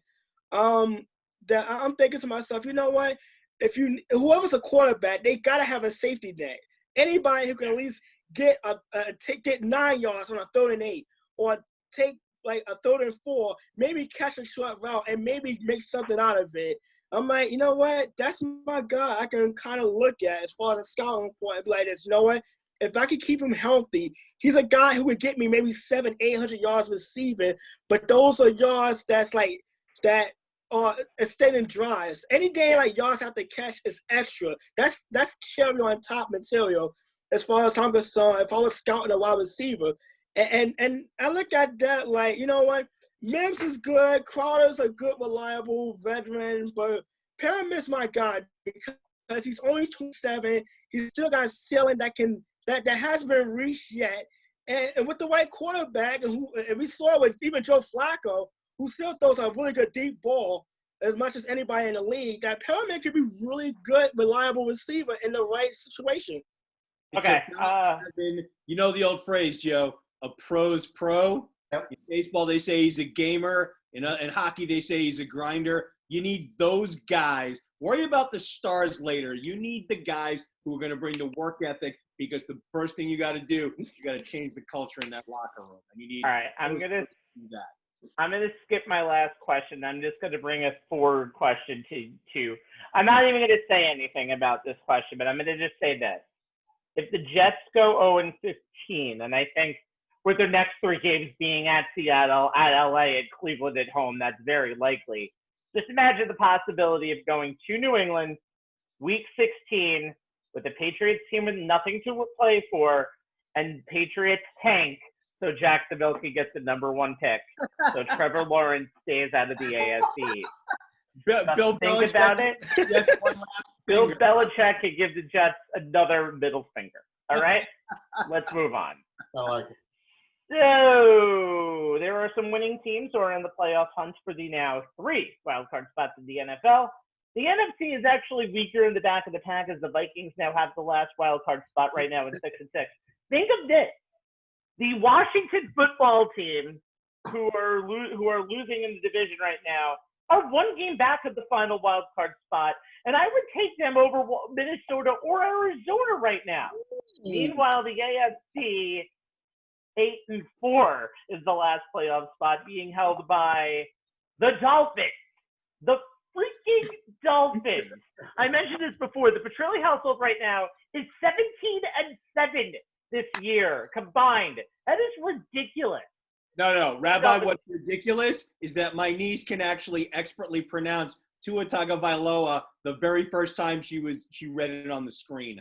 Well, that's easy enough, because I think everybody in Miami has to pronounce Tua Tagovailoa to keep their residency in Miami. Anyway, we're going to talk about 4 teams to watch, as if we didn't need this show to get any more longer. Let's start with 2 AFC teams. Jay and Anthony will take those. Let's start with Jay. My pick is a team I play twice a year. That's the Cleveland Browns. You play them personally twice a year, sir? Yes, I do. I personally play them twice a year. It's called, me versus Allen. That's how that goes. Yeah. I was going to show you guys, how Jekyll and Hyde the Browns have been this year, despite being 9-3, by looking at their previous 11 games and talking about how they only beat 1 team that was above 500, the Colts, and how they couldn't move the ball against the likes of the Ravens on opening day when the Ravens were still the Ravens. They couldn't do it against the Steelers or the Raiders, thus begging the question, which Cleveland Browns team is the real Cleveland Browns team? Were they the fakest 9-3 team out there? I mean, they have a negative point differential, scoring 306 but allowing 321, and they barely escaped the likes of the Bengals twice. Granted, it was the Joe Burrow-led Bengals, the Texans, the Eagles, and the Jaguars. Then the game with the Titans happened, and we got all that I was prepared to discuss in a single game. Tale of 2 halves for Cleveland. Each one had me asking, which is the real Cleveland Browns? The team that went up 38-7 in the first 30 minutes, or the team that allowed their opponents to put up 20 in the second half, only putting up a measly field goal in the third? Now, look, I got to give head coach Devin Stefanski credit, and why this guy is not getting more talk as coach of the year. boggles my mind. He's found a scheme that works, gives the Browns an identity on offense. They're run-oriented. They use the two-headed monster at running back of Nick Chubb and Kareem Hunt, the way the Titans use Derrick Henry. And they put Baker Mayfield in spots, especially off play action, where he can be most successful and keep the bad plays to a minimum, very much like the way the Titans use Ryan Tannehill. Mayfield was 25 for 33, 334 yards, 4 touchdowns, no picks, no sacks at a 147 passer rating. But all of those TDs and most of the passing yards were in the first half. Chubb and Hunt only combined for 113 yards on 32 carries. That's barely 3.5 yards a carry. Granted, the Browns are going up against a secondary that's been lit up all season, but those guys are supposed to grind out yards and win the time of possession and keep the opposition offense off the field, and they were not able to accomplish that. Ryan Tannehill was 29 of 45, 389 yards, 3 touchdowns. Most of those yards and all of those TDs were in the second half. The difference between these two teams was supposed to be the Browns' defense, led by Myles Garrett, was at least supposed to be better against the run. They did a good job of keeping Henry in check. He only had 62 yards, and they did force 3 turnovers. But despite that, despite winning time of possession by 13 minutes and going 10 for 16 on third downs and only committing 1 turnover, fumbled by Mayfield, they let the Titans back into this game and came way too close to letting it slip away. So the question's going to be, to continue for the rest of the season, which version of the Browns is the real version? The team we saw in the first half of their 9th win, or the one that we saw in the second half that was this close to their 4th loss? The last 4 games, home for the Ravens, at the Giants, at the Jets, home for the Steelers, are going to be very telling, or so we hope. All right, yeah, and also it's kind of funny being because they continuously, they either do that or they win 10-7 games against the Texans. I would rather have the first version than the second version. Anthony, Right, let's but talk you about never the know Dolphins. which version's going to show up. Anthony, let's talk about the Dolphins. Yeah, the Miami Dolphins, you know what? They are all about the defense, right? They're all about the defense. I mean, you think about this. Ryan Fitzpatrick is 4-3 as a starter, and Tagovailoa is now 4-1 as a starter. And largely because they're second in points allowed per game, the Miami Dolphins. You think about this. They're in the top 5 in throw down conversions against, just under 33%, and they average 2 takeaways a game. So Brian Flores and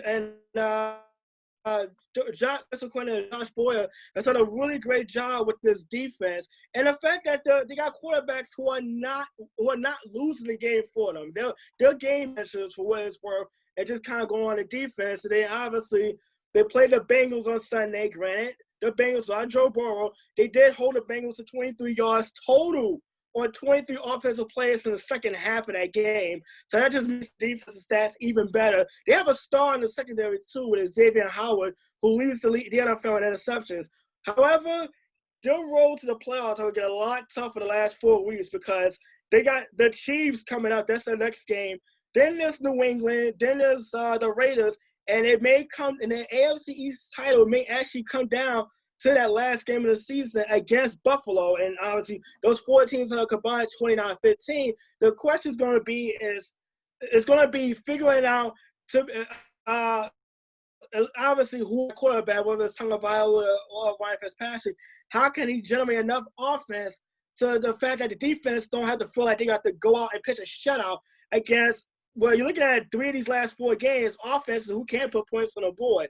So that's going to be a really tough challenge for this Dolphin team going into the home stretch of the season. Yeah, and one thing that Miami is trying to balance, and it's really tough right now, is the tendency to win now with the best quarterback that gives you a chance to win, or playing for your future, because as much as Fitzpatrick has been Fitzmagic more than Fitztragic this year, you got to see what you have in Tagovailoa, and what this team is doing right now is a super, super, super bonus. Mm-hmm. Right, yeah, without question.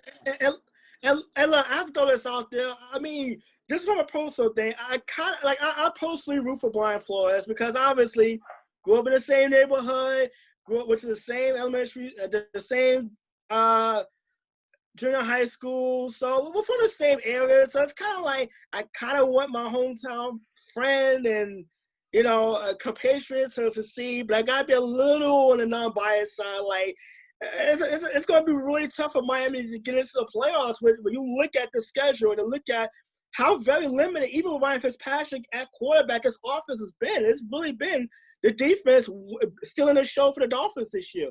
Yep, and let's move on.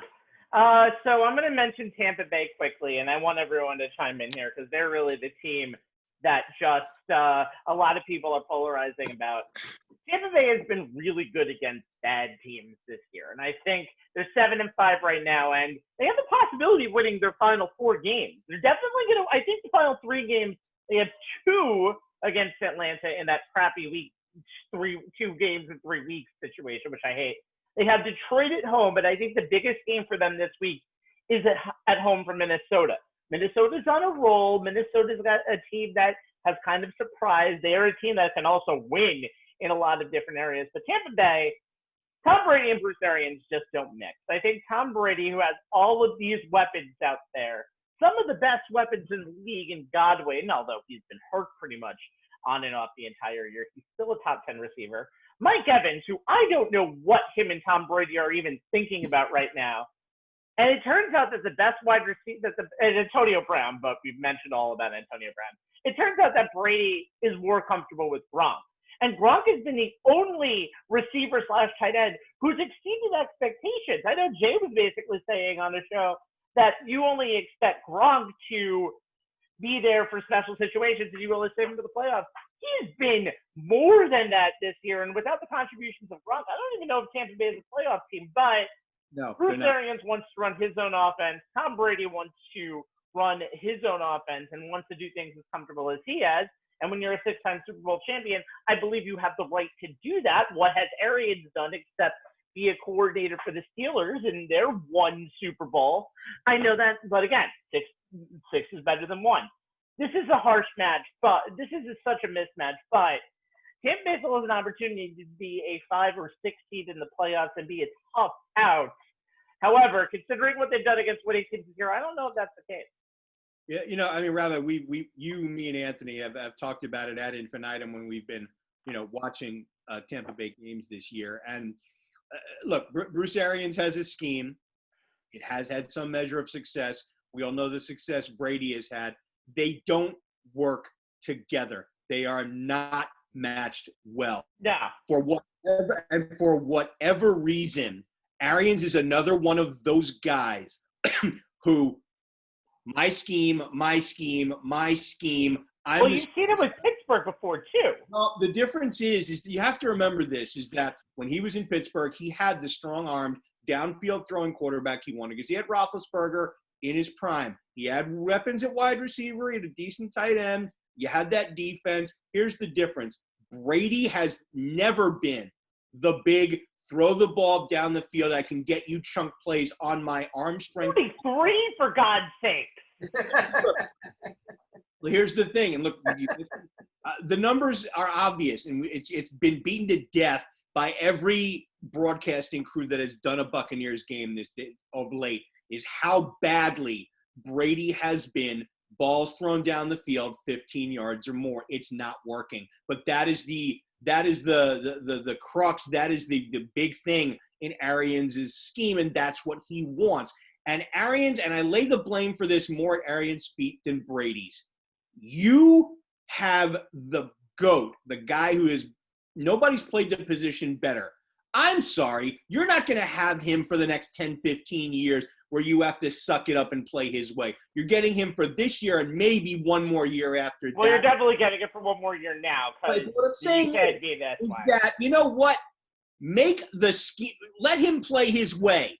Let him play his way, even if it's not ideal to what you normally do. And the fact that they keep bumping heads over that is why this team is eventually going to self-destruct. Joe, all right. Agree or disagree? I completely agree. 2 things. We talked about this earlier as Anthony talked about wide receivers. What does Brady not have in Tampa that he had in New England? He doesn't have a Wes Welker. He doesn't have a Julian Edelman. He doesn't have that little guy with the bubble screen that can get first downs. He doesn't have that short dump-off guy that he throws for 4 yards to the sticks and the guy runs for 24. The other thing he does have in Tampa that he never had in New England is a coach that talks. Somebody said the other day, they go, Bruce Arians is probably saying everything that Bill Belichick was thinking.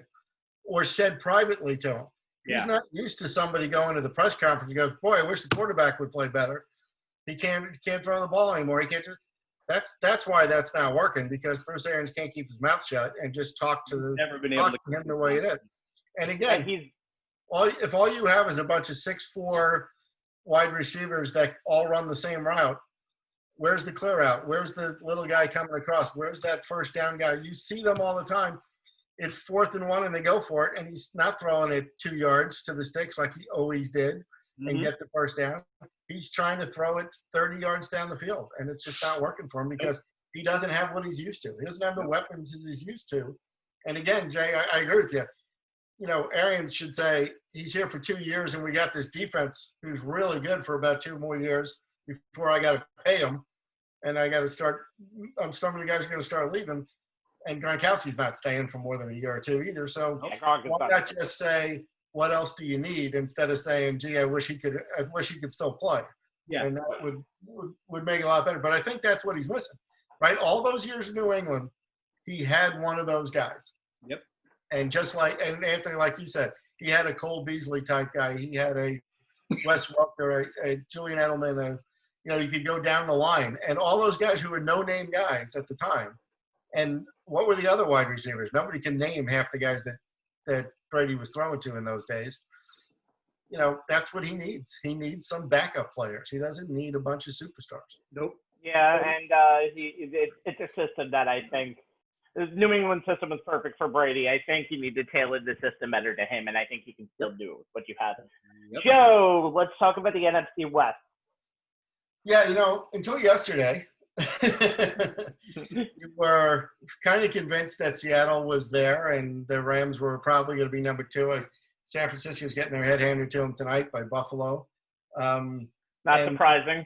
And the Arizona Cardinals lose 3 in a row, and probably would have lost even more because that stupid Hail Mary pass that was just a lucky play to Hopkins.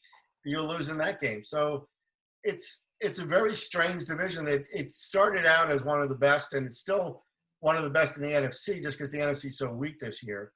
You got all these teams at 5 and 6. If anybody saw the end of the Bears game yesterday, they should be shot. That was embarrassing. I couldn't believe – I watched it today in the condensed version, and my friend said, skip to the last 2 minutes of the game, and you'll see everything that happened.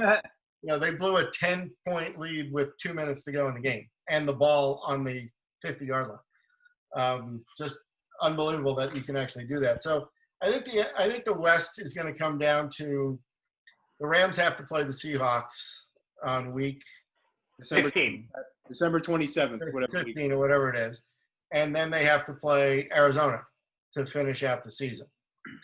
So that's going to be the whole season right there. That's going to come down there. And again, you just can't trust Jonathan Goff. You just can't. Although they did what they did in their Super Bowl run is they found another running back. They found this Cam Akers. And all of a sudden they have a running game again. If you remember back in the year that they played the worst Super Bowl in history against the only reason they got there was because Gurley got hurt and they found Brown, and Brown went nuts and was running for 200 yards a game, and it kept Goff to just throwing it every now and then, and again, managing the game, not making big mistakes. He's a guy who can throw 4 interceptions and a half and then come back and look like the guy who he should be when they did. I think McVay has got to be just sitting there shaking his head going, I'm the greatest offensive coach in the history of football, and they can't give me a quarterback that can do half the things I want them to do. So, and then, you watch Seattle yesterday. Their defense is good, but it's one-dimensional. We blitz everybody. We send Jamal Adams after everybody, and hopefully you can't do anything behind. Hopefully we don't give you enough room or time to do anything. And I think once you get to playoffs and you get to some smart teams and some schemes, even the Giants yesterday, and again, Schlereth made a good point. He said, hey, instead of running away from this guy, every now and then you just start running at him. And like you said, Anthony, do you really want to see the pulling guard and the tackle coming at you when you're just, even though you're a tough guy and you're the safety, you're still going to get run over.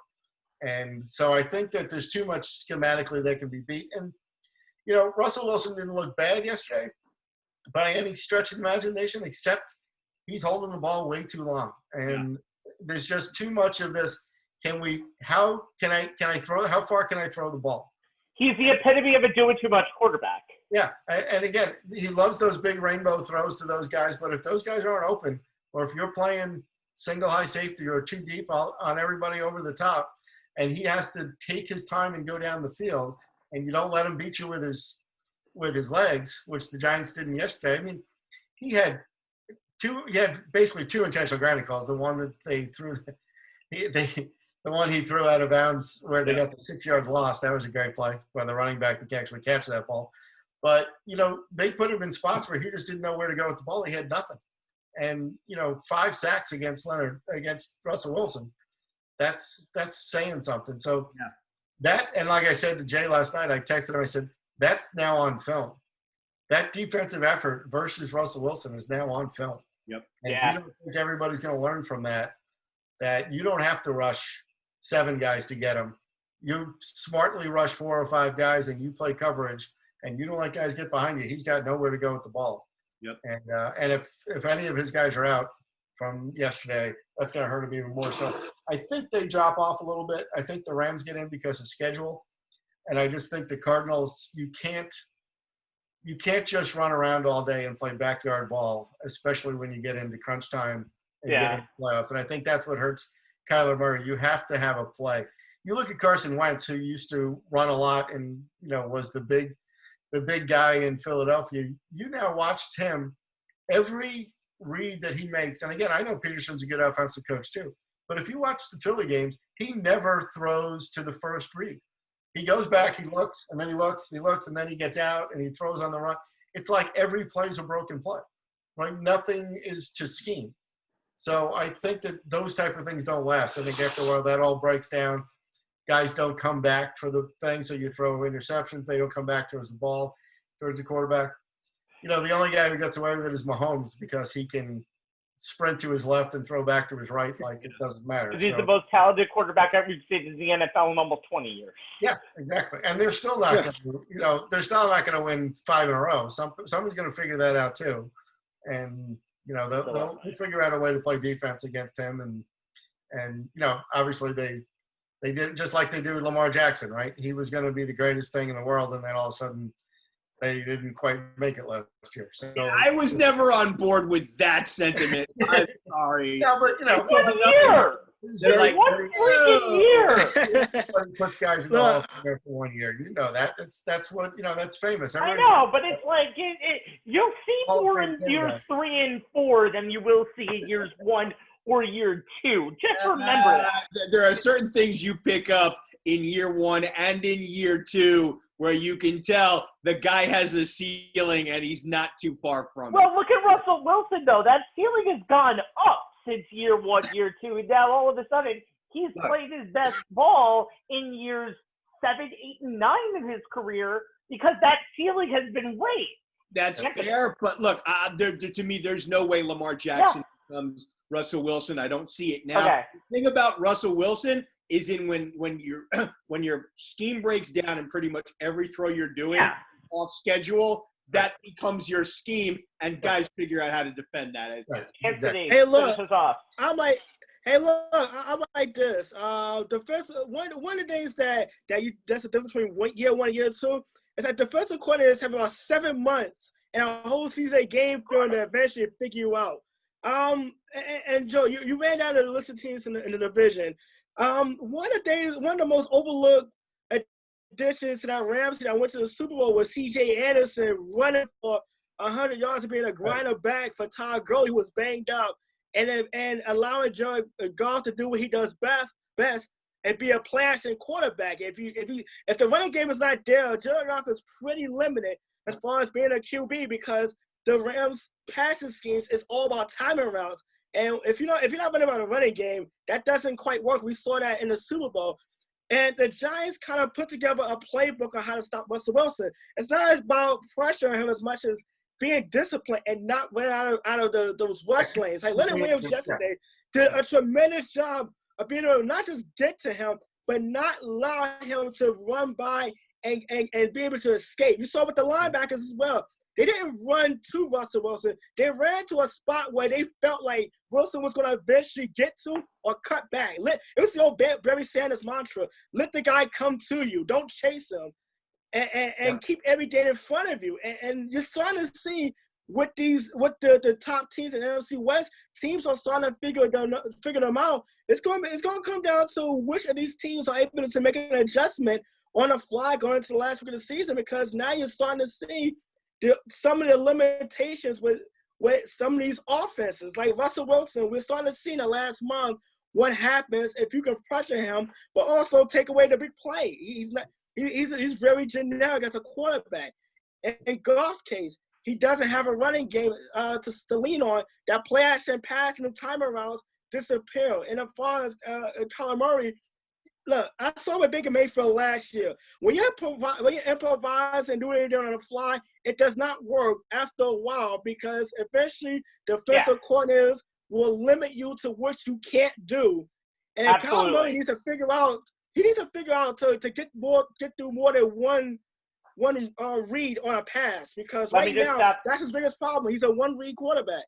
Let me just have you there one more, and we're going to wrap this up right now. But Giants-Cardinals is going to be a very intriguing matchup this Sunday, because Kyler ran all over the Giants last year. Kyler is almost a shell of a man right now, and I can't believe the Cardinals are favored in that game. All right. This is the end of football talk after almost 95 minutes. That's on me. Joe Tufaro, thank you for joining us tonight, basically trashing about 17 teams on your way out on the last segment and how they can't win. Tough Dan on Twitter and Instagram, and you can catch his articles on Last Word on Sports. Thank you, sir. Thank you, guys. Always a pleasure. Joe, always a pleasure, my friend. Hey, thank you. We'll see you in the playoffs. You will indeed, sir. And we might be seeing the Giants in the playoffs. All right. We had a little bit of time to talk college basketball, as it already started its season on Thanksgiving Eve. We're known as the Rabinowitz, and the Rabinowitz household as Birthday Eve. Anyway, it's not about the Blue Buds anymore. Kansas already lost. Duke lost to Cameron already. Kentucky 1-2. Yeah, baby. After Georgia Tech yesterday beat them. The top three are not your usual suspects, and they are 1, 2, and 3 after a cancellation of COVID this weekend between the number 1 and 2 teams. Jay, start us off with that number 1 team, Gonzaga. I got to tell you guys, like the rest of us, we were all bummed that we didn't get to see Gonzaga, Baylor, getting canceled due to COVID. I mean, to me, that matchup would have been one that the committee would be looking back at when it came time for bracketology in March. Both teams already had marquee wins on their resume. Zags taking down Kansas 102-90. Last week of November, or as we say, Rabinowitz week. Baylor knocking out Illinois, which I'm sure Anthony will touch on. What we've been able to see, if the Zags defense would have cost them against an offense that could put up points as well as they do, but defend at a much higher level, in that game against Baylor. CJ Moore of The Athletic put it kind of spot on here. Quote, "You probably still wait to call the Zags the national title favorite until we see them play the Bears, who could have the best defense in college football, and here's hoping they somehow figure out how to wait to reschedule the game." Look, Gonzaga, we should stop at this point. Anyone who still thinks of them as a, kitschy, novel mid-major, come out from under the rock you've been living under for the last 20 years and watch some college basketball. These guys staved off a tough West Virginia team despite losing freshman sensation Jalen Suggs for most of the first half. I mean, in that game, to me, was proof that Mark Few, once again, as a deep team, plenty of firepower on offense, can allow them to overcome an injury to such an impact player. Guard Joel Ayai had 21 on 10 of 15. Guard Andrew Nemhard picked up the slack with the ball handling and running the offense. Suggs came back in the second half, gave the Zags some help down the stretch despite a tender ankle. That block shot to seal the game was, LeBron-esque, if you will. I know a little hyperbole there, but I think it was worth it. You go back to that game against Kansas, talking about blue bloods, right, Rabbi? Suggs, 24-8, 1 turnover against Marcus Garrett, the reigning National Defensive Player of the Year. Ayai had 15-9. Corey Kispert, who may top Adam Morrison as the best forward that Few has ever had, went for 23. His front court mate, Drew Tim, dropped 25.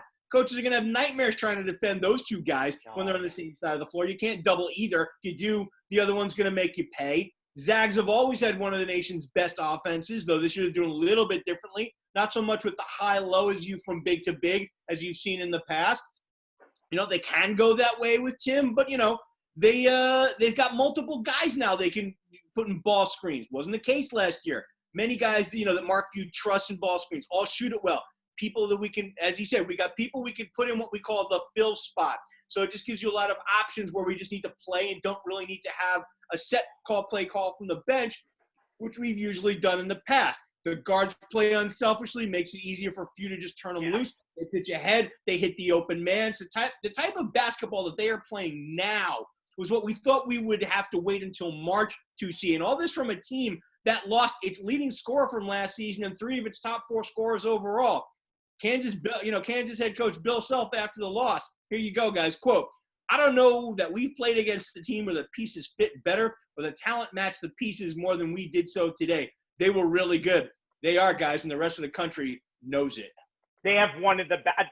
Honestly, it's the best Gonzaga team ever. They have the best recruiting class they ever had. Yes. And they have to do well right now because they're going to play a West Coast Conference schedule soon that they should honestly go undefeated in, but we know that may not be the case. This is an impressive team. The unfortunate thing, Rabbi, and we talk about this every March, is that because they play in a mid-major conference, even though they're not a mid-major, they really do need these games against the likes of Baylor to pump up their tournament resume. So I really do hope they can figure out a way to reschedule it.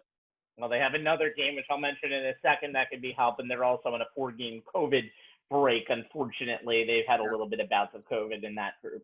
Anthony, I saw Baylor on Tuesday, and whew, boy, they're really becoming a power under Scott Drew.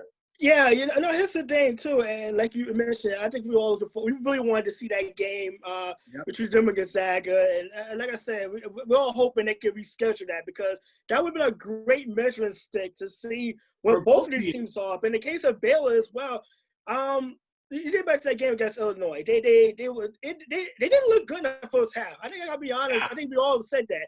But they outscored Illinois 51-39 in that second half. The defense really clamped down. Out-rebounded the Fighting Illini 20-10 in the second half. Man, you think about Baylor, it comes down to the backcourt. They have a very, very deep backcourt led by Jared Butler. And that was one of the guys who tested the draft waters, but eventually came back. He had 16 a game coming from him. Marcio Teague is another guy who chipped in 11 in that win over Illinois. He averaged 13 a game last year. You think about this. One of the questions was going to be how the defense is going to respond after losing Freddie Gillespie, who was a kind of a lunch pail to that defense, leading the team with 66 blocks. Last season, you saw that they have enough offensive firepower with that backcourt, which is their strength, and their defense is just as stout, which is why it was so disappointing to not see that game. But Baylor has only had 3 games this season kind of going through the COVID rescheduling and the cancellation because the head coach, Scott Drew, tested positive and had to watch a couple of their games in quarantine. Which were, by the way, rescheduled games themselves that they did on the fly to get Washington as his opponent pretty much on 24 hours notice. Yep. Yeah, I mean, like I said, this is going to be the tough test of 2020. Outside of being in a very, very stacked Big 12, it's the fact that you got to do that. COVID is going to be the cloud that hangs over college basketball, and how can you deal with the new normal or the abnormal, as you will, going through the season? Because we're seeing early on games being affected by this. But Baylor, it's going to be a great test to see how they build on what would have been last year. I mean, you think about this; they definitely would have been a top 2 seed in the NCAA tournament had it been played. They won 25, 26 games. They had a great record in the Big 12. They were actually second, which is tell you how stacked that conference is. But it's gonna be interesting to see how Coach Drew, because he does have returning guys back, that's kind of adding to that kind of veteran leadership moving forward. How it's going to be going into that really the meat of that conference scheduling, and how Baylor is going to stack up has to see to progress, because Baylor right now, they have the tools to be a top 2, top 3 team in the NCAA tournament. It's just going to be a matter of, again, navigating COVID, because it's a team that has had to deal with it early on, just as much as their counterpart Gonzaga is having to deal with it right now as we speak. Yep. Absolutely, and I've never seen more physical of a team in Baylor. I really haven't. I really haven't. Rabbi, talk about your boy. Well, let me go. I was about to go into that. It's not just about my boy. It's about the Iowa Hawkeyes, who are the best of a stacked Big Ten, who had 4 preseason top 10 teams. Illinois and Wisconsin both lost last week, so that kind of dropped it. But Luka Garza is Iowa. He is averaging 27.3 points in the first half alone, and he has scored 82 of Iowa's 150 first half points, attempted 36 of the team's 94 first half shots. Iowa, coached by Fran McCaffrey, who may have been known as the guy who got ejected from a Hofstra team a couple of years ago when he was defending his wife in 2007. This is the best team that Fran McCaffrey's ever had by far, and he had a godsend when Luka Garza decided not to go into the NBA and return into Iowa for his senior season. The problem with this team is, and we're about to find out how good they really are, because they really haven't been tested yet, because they're playing somebody's North Carolina Tar Heels tomorrow night. Right. The question is, who can back up Garza? You have Jordan Bohannon, who is a very physical guy, but he has been only 4 for 8 shooting before against bad opponents. He needs to come up big, because teams are going to focus on Luka Garza tremendously. You have a great backcourt defense that needs to step up, including Joe Toussaint. But the most important thing is, what is this team going to do in crunch time? We haven't actually seen this team really go through any real trauma or turmoil. But the next 2 weeks are huge, not only with the North Carolina game tomorrow night, and North Carolina is a young and scrappy team, and I think Jay could attest to that. What really is going to paper match up pretty well. They do match up pretty well. It's going to be very interesting. But the more important game in South Dakota next Saturday versus Gonzaga. Yeah. So you think Gonzaga was waiting for an opponent to really impress them? Here's their test. Man, Gonzaga really special. Good. Guys, college basketball is back. Yes. And even St. John's is kind of okay right now. But actually they are. Good job. Again, Anderson. Before I say that right now, UConn is back in the Big East. Yes. The world is good. The order of the universe is it's starting to come back. It's starting. Yes. Now we just need Louisville to go in there. That's it. All right, moving on. Freshmen have become the backbone of college basketball, guys, and then they leave faster than I can finish this sentence. So all we need to do is pick some impact freshmen for 2020, 2021 to start off to end the night. Anthony, let's start with you. Anthony? Jay, let's start with you. Back? I'm going to start with. Okay. We got you? You're kind of getting it out. What's up the coin? Let's see who goes. All right. Well, you're coming in and out, so I'm going to. Okay. All right. I'm here. Jay, let's go in. All right. Yeah.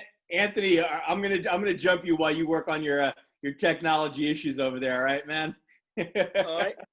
All right. So the guy I'm looking at is a guy from the University of North Carolina. It's RJ Davis.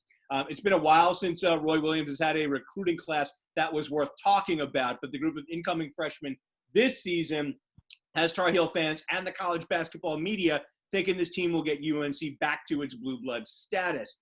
And while Caleb Love, Day'Ron Sharp, and Walker Kessler get more of the press, RJ Davis may be the freshman who could turn out to be most critical to the Heel's success this year. The 6-foot combo guard out of Archbishop Stepinac High in White Plains, New York, was the Gatorade 2020 High School Player of the Year in New York and New York's Mr. Basketball.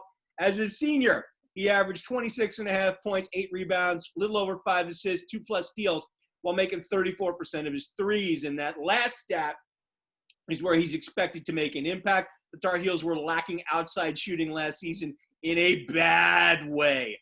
Oh, yeah. He's off to a decent start in that era, 6 of 13 from beyond the arc through UNC's first 4 games, and is actually leading a balanced team in scoring. They have 4 regulars in double figures in points per game.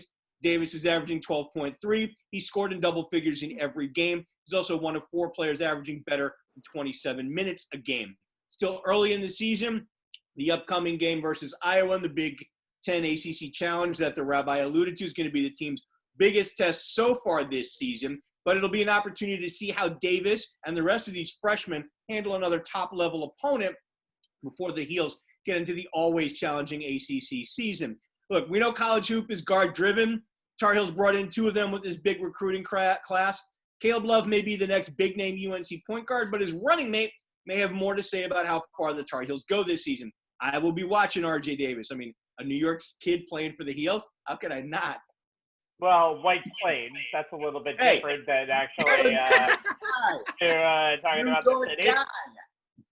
Well, it's Long Island, the city, and then upstate. Anthony, let's. I think you're back, and let's talk about your choice. Okay, I think everything's good to go on my end. I'm gonna go with Evan Mobley, the 7-footer from USC. You think about this. Offensively, he's got great hands, touch and polish footwork, and athleticism.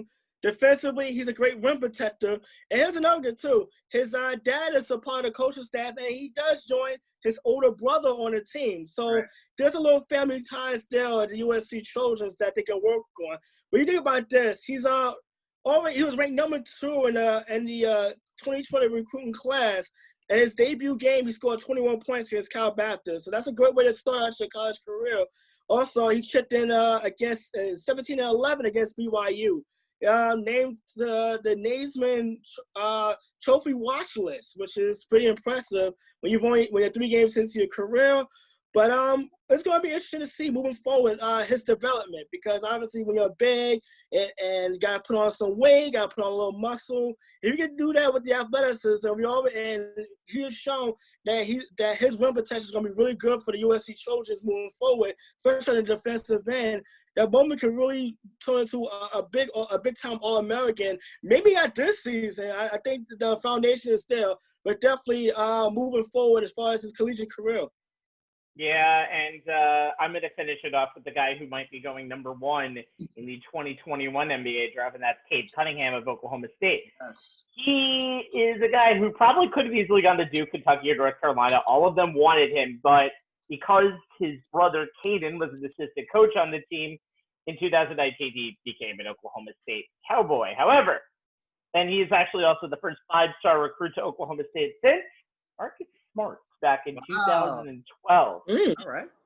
The only thing about Cunningham that's going to be disappointing is we're not going to see him in the NCAA tournament. Oklahoma State has a postseason ban on them this year, but Cunningham would stay at Oklahoma State anyway, and did not jump to the Gatorade G League, which is a little bit surprising.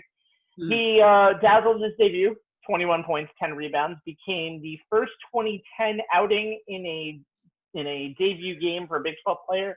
The only other person to do it, Michael Beasley, and he had a pretty good college career at Kansas State. He's part of the AP preseason All-America team, and again is the first Cowboy to be named to that team since 2013, Marcus Smart. He is by far everybody's pick for National Freshman of the Year. He's on the Bob Cousy Award watch list. There are only 20 people that are there, and he is a possible preseason top player of the year candidate. And Oklahoma State, even though they're not they're not going to be part of the postseason, could make some noise in the Big 12 and really set a good foundation. Probably not going to stay there in 2021, and we're probably going to look at him kind of the way we look at Anthony Edwards this year at Georgia, as somebody who's really just playing for the next part of his career. But my God, Cade Cunningham is a star. Yeah, he's going to be fun to watch. So, it's funny. The Big 12 overall may not have the same cachet that it used to, because the blue bloods are not maybe who they used to be. But I look at it this way, guys. When a league like that has more depth, it's actually better and the games are more fun to watch. Oh, that's a Texas who kind of just beat you on a buzzer beater this past week.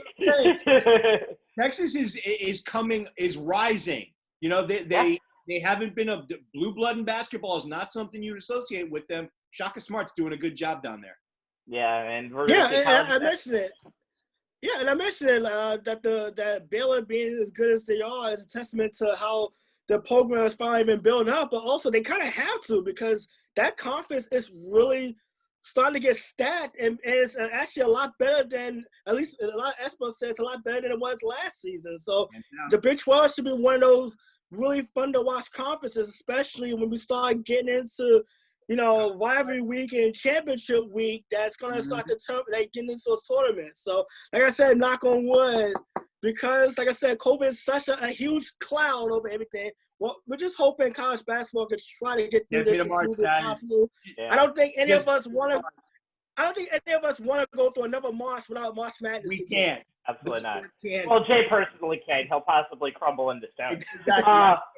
You guys have to get to March. Yes, before we finish off, I have to say the Big Ten is better than the Big 12. I mean, you have Iowa, Illinois, who's on the rise. You have Wisconsin, who has so much pedigree.